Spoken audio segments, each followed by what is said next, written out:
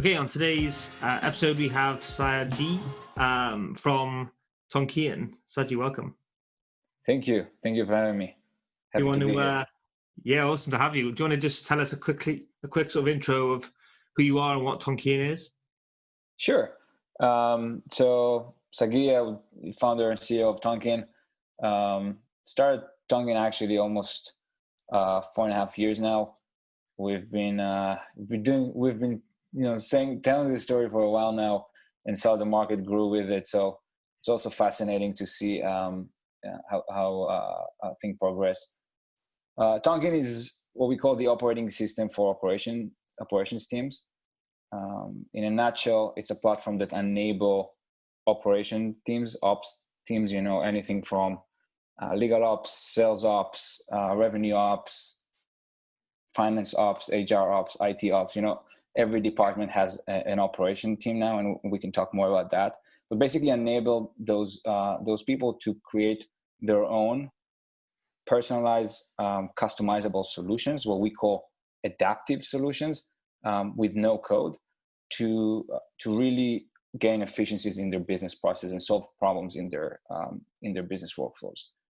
Awesome. Yeah, I mean that's definitely huge in this sort of current Corona world that we're seeing. There's definitely a big emphasis on operational efficiency, and yeah, we can definitely talk about that. But yeah, it's interesting you said that you've been around 4.5 years or so. Has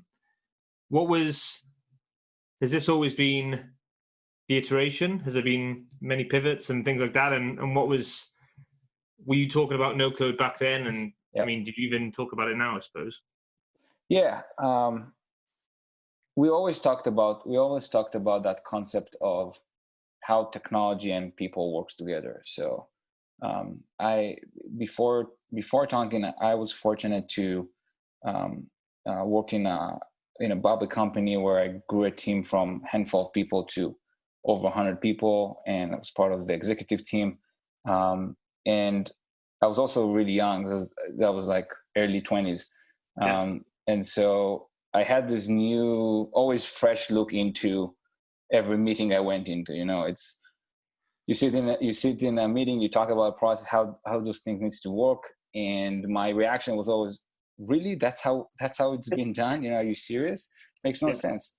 And I'm a tech guy. I'm a software person. I've been writing code since I was 10 years old, kind of thing. So for me, software was always the solution. And while trying to create those new processes, or how the sales team needs to work with the engineering team, how do we handle customers' problems and so on, I always went to software. I tried to create I call it hack away the different tools that we use, or to create new tools and new applications, and it never seems to actually solve anything. It always felt like if you actually want to get things done, you need to go on a call or on a meeting. Back in the day, we used to actually meet people face to face. Yeah, but that's kind of where the light bulb hit when I realized this is actually not about software. It's not about data. It's about people.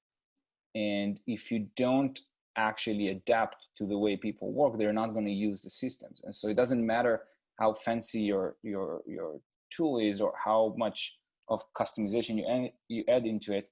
If it's not aligned with the way people work and the way that they want to work, if it doesn't adapt to them, then they're just not going to use it, and then you're missing the mark. And so that kind of felt, like a big realization to me, where tools today, technology today, specifically within organizations, is sort of built the wrong way. That's kind of the feeling I had. And enabling people to write their own solutions focused on those human-centric processes, that's kind of where we started. And so in a way, we always said the same thing, only that 5 years ago, no one actually understood what I want from them.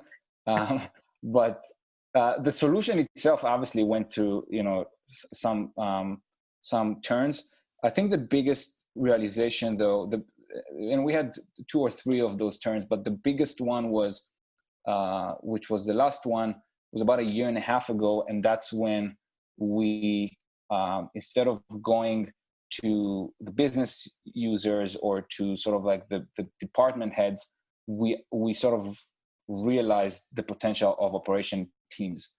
And so I touched it in the beginning, and 10 years ago we had DevOps and sales ops, but today you have operation teams in every department.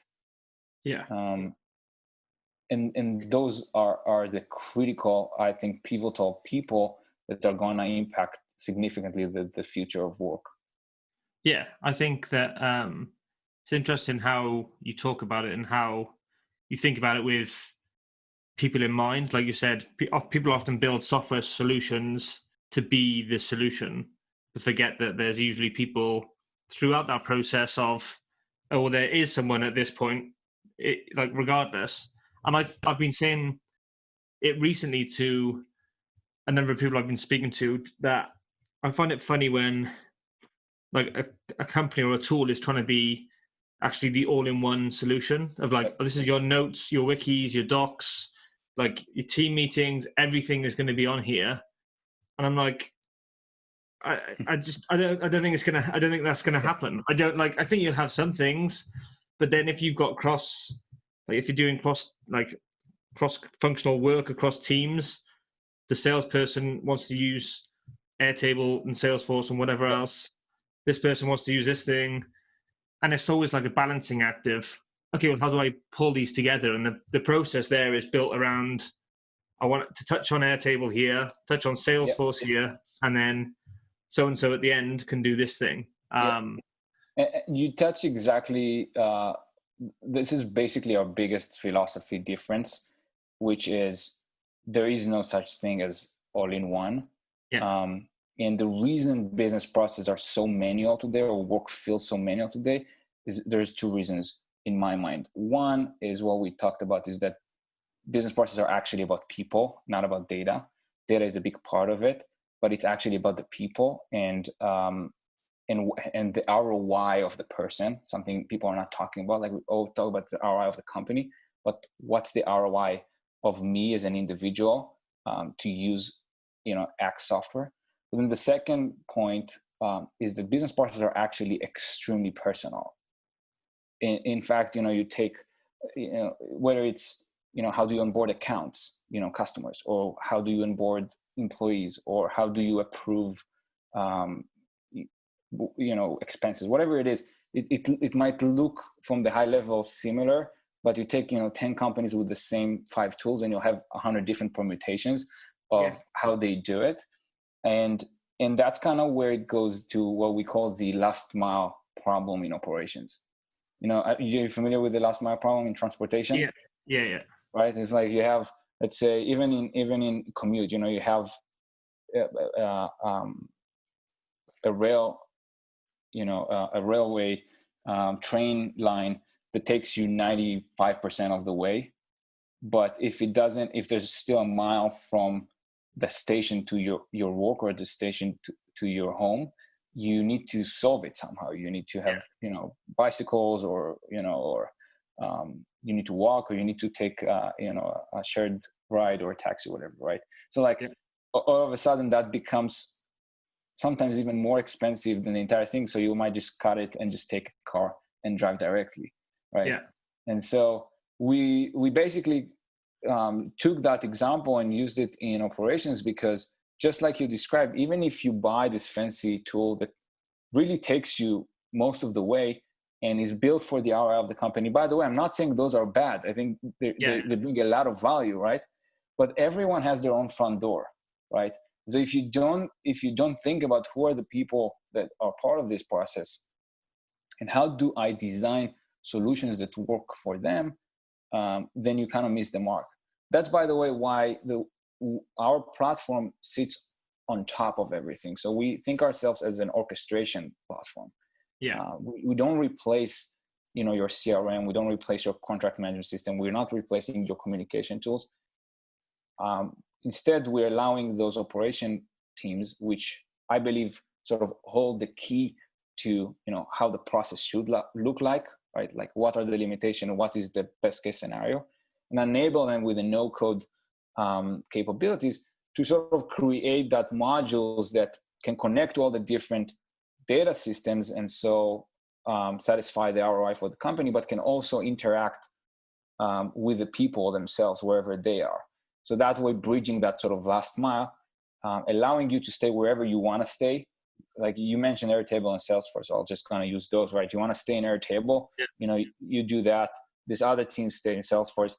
Everything would just work behind the scenes, including reaching out to people in email or Slack, whatever it is, to align the ones that are not living in either, which is usually when things going south. Exactly.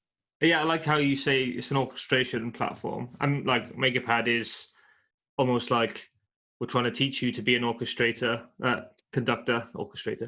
Trying to teach you to be that like conductor yourself, of like you can build these systems. Like, there are multiple ways to string these two things together, or these multiple things together. It's just like, here's one possibility. I think maybe this is the conversation lots of people aren't having, that are worried about like NoCode or automation or RPA being the thing that takes away their job. They think automation is going to take my job, but really it's just like helping you. It's like aiding you get it like with your job, right? I think it's like probably in the analogy you mentioned, they'll either help you with that last mile problem, or they do the 95%, and then you're still there to do the creative, big, valuable piece that you need to do at the end. So I wonder how you think about that. So I first of all, I love the concept of makers. We're constantly saying that, we're trying to empower those operation teams to be makers as they are. There's actually I just read a quote like a week ago from Picasso, which I was surprised it's from him. I don't know if you know this quote. He basically says, computers are stupid. They can only find answers. And what I love about this is that it sort of encapsulated the misconceptions that most people have about what it means to be smart, right? Or even what it means to be human, right? Most people think, oh, you're smart if you can find answers.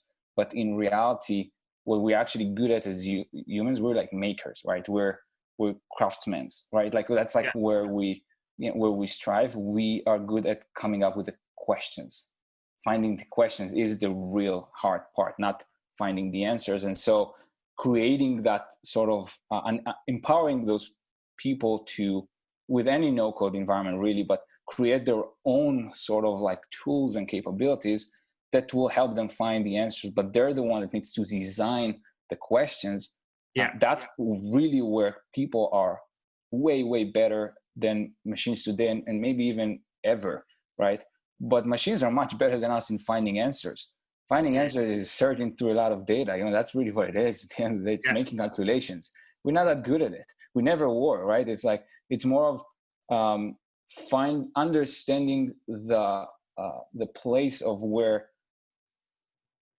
our skills are the most valuable versus other things. And that's kind of where designing the process with that sort of people first mindset. It's coming up with enablements for those individuals to create and versus just do. So that's why I love the no-code movement. I think we strive to be a big player there too. Yeah. Do you think? I mean, I don't know if you've seen.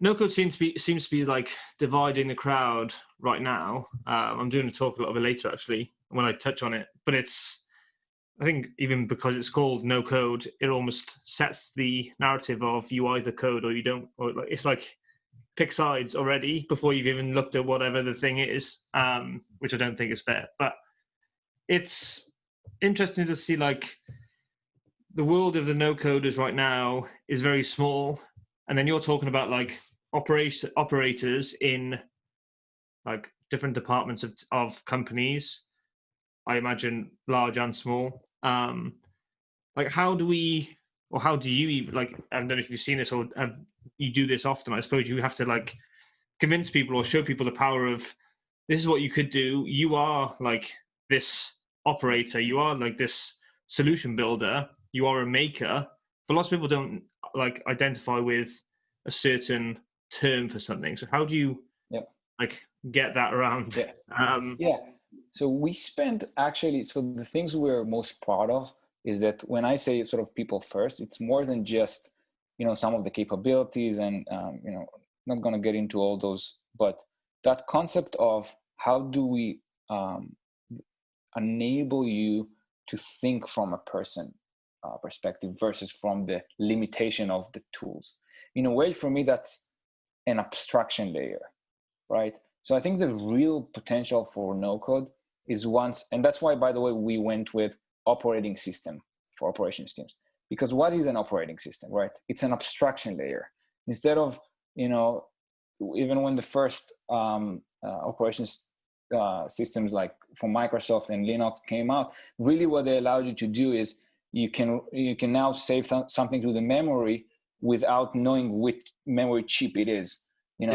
Before that you had to assembler and literally choose, work differently. It depends on what was the manufacturer of the memory chip, right? And so like what it does, it makes things easier, sure, but it also enable a new type of who's the person that writes software. Like the definition of software in a way changes too, right? The things you can do with it are now new.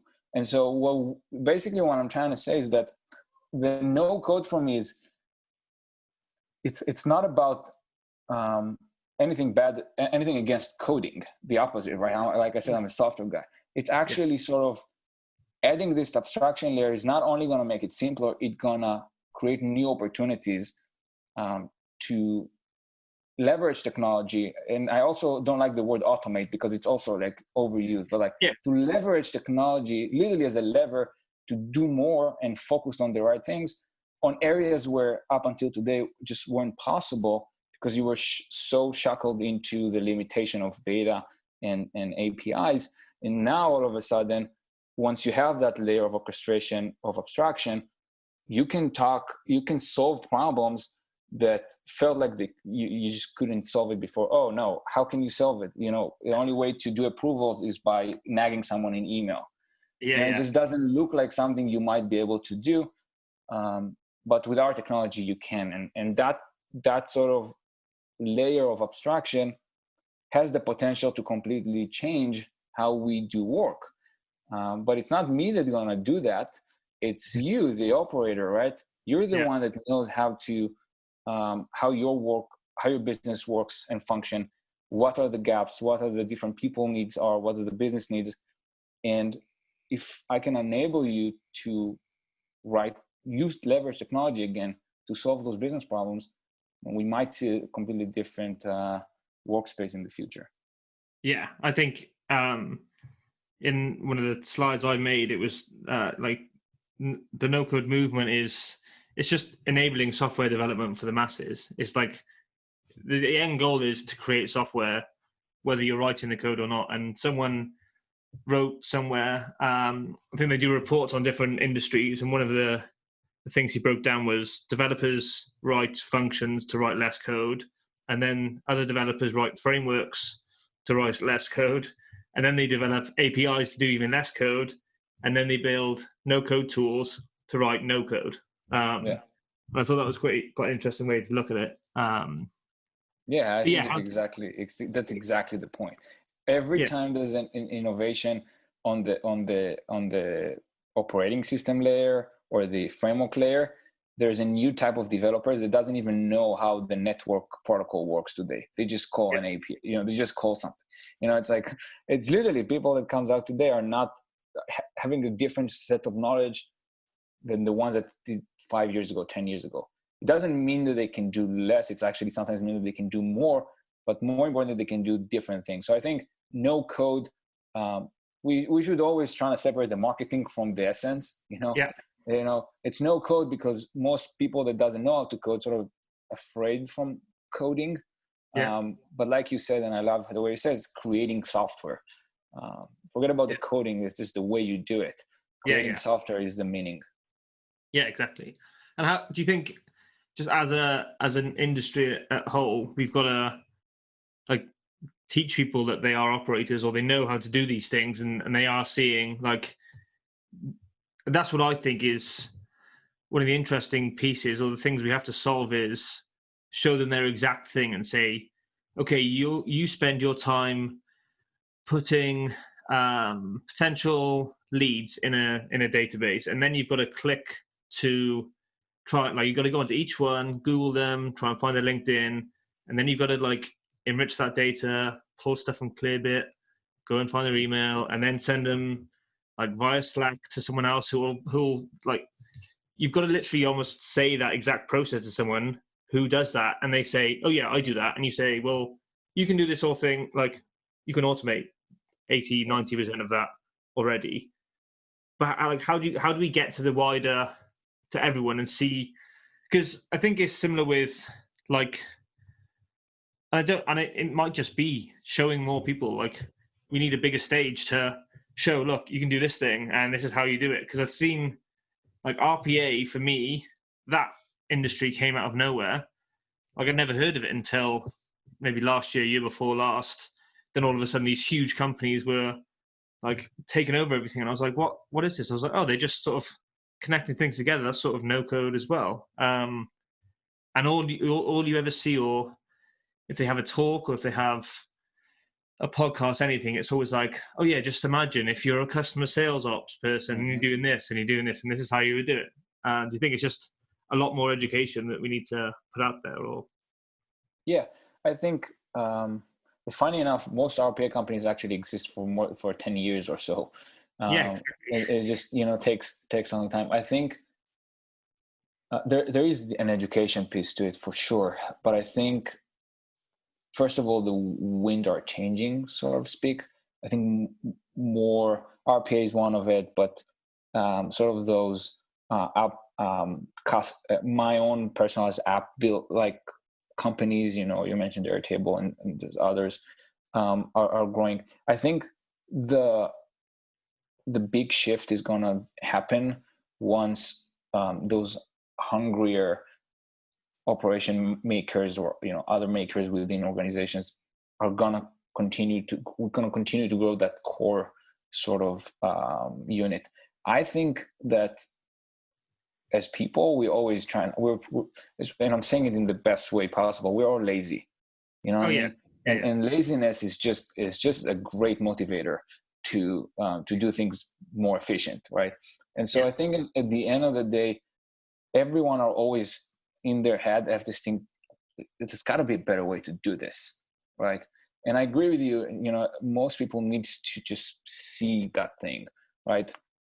One of the things we're doing, by the way, we started sponsoring a new community for cross-function operations. It's operations.community, that's the address. And it's about bringing those makers together to share things, the way they solve things, not only on Tonkean, like just in general, right? And what type of things you've built, and maybe sort of cross-pollinate between different operation teams of how I solve that approval problem, how I solve this enrichment problem you mentioned, how and trying to sort of teach each other how to think about things more efficiently. So I think definitely it's gonna take some time. It's gonna take some education. But when I look at even on consumer, when you think about an iPhone or Android with an app store, my parents, your parents, I'm assuming, what do you mean an app? Like what's an app, right? That was like the beginning, and now they're just assuming that there's going to be an app for everything, and someone built the app, right? And it was hard to build apps. I actually had the experience to write code into Symbian, into Nokia's of the that was like really messy, man. It's really easy to write apps now, and it wasn't like that until Apple and then Google added that sort of abstraction layer of the app stores.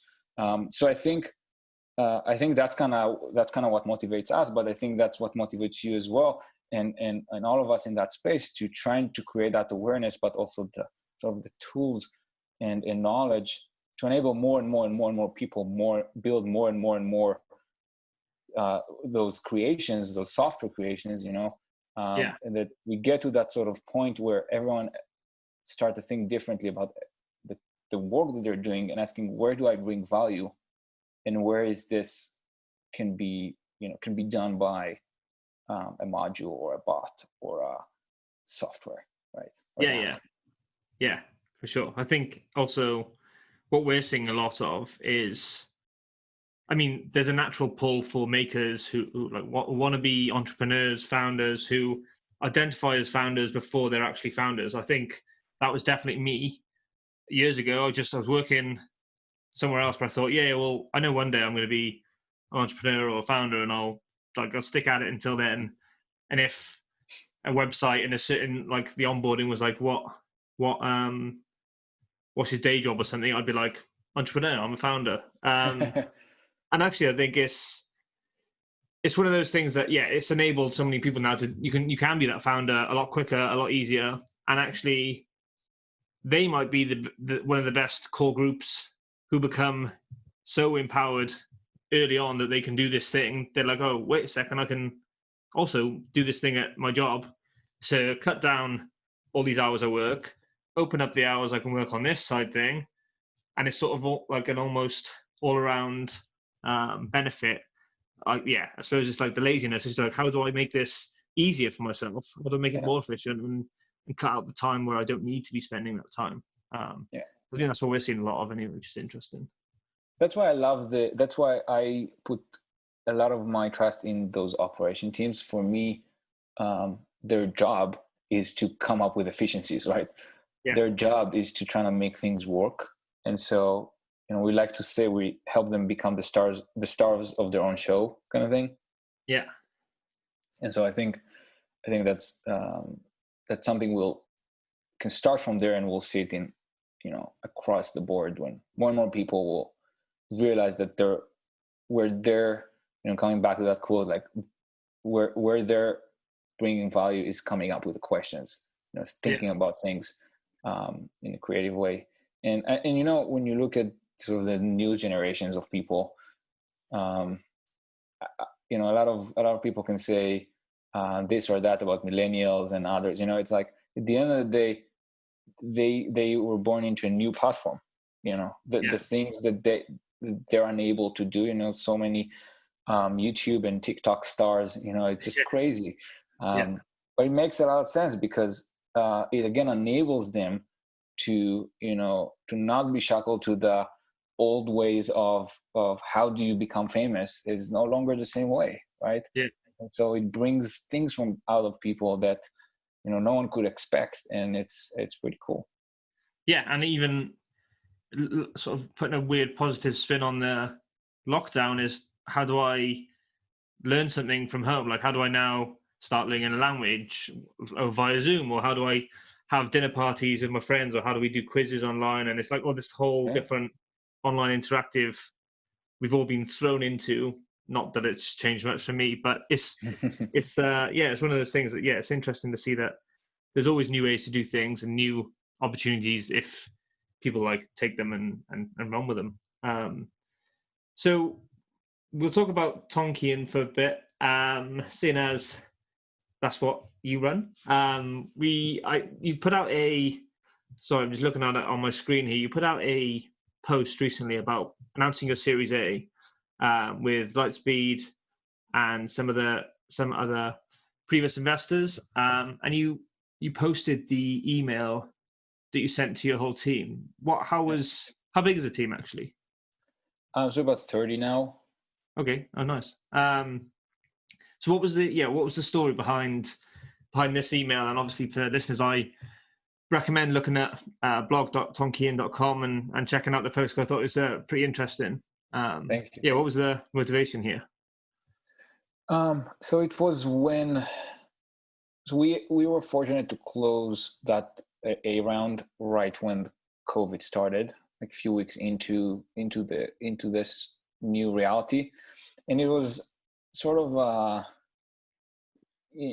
now I feel the world is a little bit more adjusted to this, to this new reality. But the first month, and obviously everyone knows that the first month was kind of scary. A lot of people, people are dying, people are losing their job, people are, everyone are closed at home, and it feels like everyone in this situation. And it was like balancing this, weird reality where I had, friends that had to fire or got fired, so it's like, how do you balance that with great achievement that we had as a team? We worked hard and we were able to raise a substantial round and with great investors, and we're super excited about the future. And how do you balance those two things? Where at the same time, the sort of the third part of it was, and I think you alluded it to the beginning of the call as well. There's not a better time.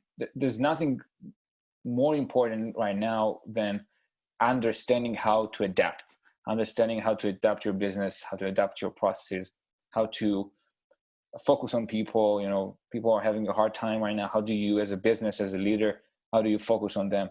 And so all of those things together felt that I don't want to go outside and be like, yay, we raised, a lot of money and look at us kind of thing.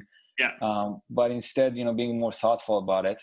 And so, I sent an email to the entire company and sort of laying out my thoughts. And when we were thinking about what to do for the announcements of the round, I was like, hey, why not just share the email I sent everyone?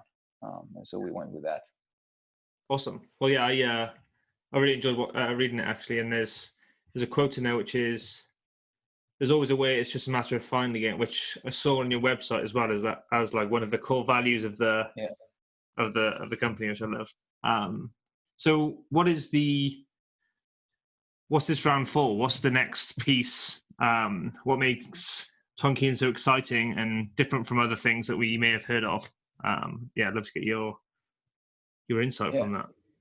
Yeah, I think the round is to continue to grow our message into the market. Right, we're fortunate to have Fortune 20 customers all the way down to 100 people companies, and even less. We had the time to build the product, and obviously we're continuing to iterate on that as well. But really, it's about having firepower to go and tell our story and help as many companies and as many individuals as we can. We're doing some help with the COVID. I can't share it yet, but we're working with some nonprofits to help do it, obviously for free, and help build those optimizations too. We're trying to basically grow our presence, but really from the core of it, and sort of we talked about it, that sort of people first approach, in enabling and creating that sort of operation teams layer, right, and pushing them to the front stage and enabling them to own their own solutions. So you don't need code, you don't need engineering dependencies on one hand, you don't need IT dependencies on one hand, but at the same time, you create a unified layer that is more manageable and still has access control to it and stuff like that. That's really completely new for most companies. You have RPA and you have integration platforms that help you with data. There's plentiful of those, and then there's applications, whether they're already built or whether there's other no-code platforms that help you build applications, and those are great too. But not every problem is an application problem. Not every problem it is a data problem, and so that void is just people picking up the slack, doing that manually. And it's more common than you think. And so I think that's what the investment community saw, is that we sort of found the creek that behind it, there's just a huge ocean of possibilities. And we're very excited to grow this market and bring a lot of value. Yeah, awesome. I'm excited to see what you bring out too. I mentioned before the call, and that I saw Tonkean a while ago. I think it must have been a year or so when you first announced, must have been the seed round or something. I think I put it in the newsletter, and then someone actually got hired because they saw you guys on there, and then and went and works with you now, which is awesome. And then at that point it was NoCode RPA was like the tagline. I remember. What was and I see that it's not that today. So what's the difference you see, or is there a difference, or is it just a way of framing things, or how? Or we had an iteration of the messaging that was robotic automation for human in the loop processes, right? So it was like a RPA for human-centric processes. The reason we sort of graduated, I see it that way, into sort of that operating system is actually things we saw from our customers. So when we started, we saw RPA helping companies in a certain part of the manual work that they have, and then there's a huge gap, everything that touches people. And so we're like, oh, we're like that, but we're touching the human side of things, because we are doing robotic work and we are doing processes and we are doing automation. So it felt like we're just a flavor of that. But as we brought on more and more customers and helped more and more companies, we actually heard the feedback back from the customers that it doesn't even see it in the same bucket. They're seeing it more of that sort of orchestration layer, because we're not replacing. Like a lot of times we're working alongside. We're sort of the modules that you'll build in Tonkean would initiate bots in RPA, would initiate other applications, and so it is that orchestration layer. And so we just listened to what our customers said and change the language accordingly. Yeah, fair enough. Can you explain to me one, like a fairly straightforward example of what a process would look like because you talk about it touching different tools and it being a human interaction also. So how would one look in a simple example? Yeah, so if we'll take one of the examples I like the most is actually in legal, because everyone in their life touched contracts in one form or another. And so when you think about legal intake, which is a process that is basically when you get the request for a contract or stuff like that, traditionally you would go online and search for contract management system, because I have a problem with the contract, I need to manage my contracts, right? But in reality, that's a big part of it, but that's not the only part. So a lot of times you go and you'll spend a lot of times onboarding a new vendor, or even create your own, or do those changes, but then you realize no one's actually using it. And why is that, right? It's because salespeople or hiring managers, they don't really care about that new fancy contract management system, right? They just need help with an NDA. They just need someone to review their contract and so on. So they'll continue to do what they always do, which is sending emails to legal@company.com, or slacking, the legal channel, whatever it is. Hey, where can I find an NDA, right? And so that's from one side of it. That's the intake. But then on the other side of it, now you need to get several approvals maybe, or you need to escalate it to someone in the case of a VIP customer, or a custom clause that is needed, or whatever it is. Those sort of areas are not within the contract management system, because that's so personal to you. So what you'll do with Tonkean, you'll be able to create a module that connects to that main contract management system, but it also connects to the different, again, quote unquote, front doors, right? So to the email legal@company.com, to the Slack channel, to maybe the CRM, maybe the engineering project management system, whatever, all the different areas and channels and venues that exist, and we'll orchestrate it in a way that use NLP, use ML to understand what is the request. They need an NDA. Maybe I can just generate an NDA for you automatically. Just automatically reply to the person. Save time, save trouble. You need an MSA. Is that a standard MSA? Let me just return to you. It's not a standard. let me pull in the right person from the legal team and have them answer what needs to be done. But they don't need to change their front door. They can continue. Let's say legal works on email and you works on Slack. You can both stay in wherever you like to stay, and Tonkean would sort of coordinate and orchestrate that. And so the beauty of it is that traditionally sounds complicated. Even if you are a software developer, creating that type of software sounds complicated. But we wrapped and packaged a lot of those capabilities out of the box. We can obviously integrate with all the different tools, but then we have what we call the people coordination engine, which is basically just a fancy way to say we know how to interact with people, when to reach out, what to do when you're out of office, what channel to choose to reach out, how often to nag you or to follow up with you. And so for the end user, for the maker, for the operation person, it's just drag and dropping boxes into the screen, all in sort of this asynchronous, context-aware solution. Anyway.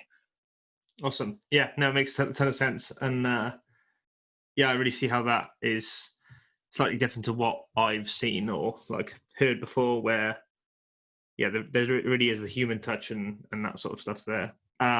It's also the frame. It's also the frame of the problem, right? And I'll spend maybe 10 more seconds on another example. When you have a support request comes from a customer, and you have an escalation process, most people think that an escalation means take the ticket from the tier 1 support system and put it in the tier 2 support system, right? Maybe like an Intercom or Zendesk is your tier 1, but then you need to go to tier 2, you need to go to engineering, so you go to Jira, whatever it is. So they think, I'll just create it. The automation I need to do is just to create a ticket in Jira. In reality, though, 90% of the actual escalation is between the two people talking in Slack. It's like, what is this? How can I do this? All this information is lost in the void of communication. But when the company is trying to understand, I need to know how much back and forth, how long it takes to resolve an escalation, where most escalations are coming from, and so on. They don't have this information. So what they're usually going to do is going to force everyone to use a certain system in a certain way, which is contradict the ROI of the individual to help the customer. So you're like in this catch-22, right? So again, an example that Tonkean can help would be a module that basically let the escalation happens in Slack or in email, but then Tonkean is part of the conversation. So you basically want to track everything into whatever you want it to track it to. So take care of creating the tickets, but also pushing it to the right people and let them converse, and not forcing the change management, which is, we haven't talked about it enough. Change management in a way, that's sort of the biggest hurdle for innovation, right? Yeah. And so if you can limit that, the likelihood of everything to become better is much higher. Yeah, people are proud of their processes and tools that they've brought in, or had someone say, I know we need Airtable for this, and then they're like, we got to make sure that we use it every day for everything. I get that. Well, I really appreciate you coming on today. It's been awesome to chat all things automation and all that sort of stuff. Where can the folks find you online? Yeah, so definitely tonkean.com can be a good start. Operations.community is a great community we're trying to sponsor and push. But Facebook, Twitter, LinkedIn, you can reach out to me, and I'm always happy to chat and share thoughts. Awesome. Well, I really appreciate you coming on today. Thanks, man. That was great. Cheers.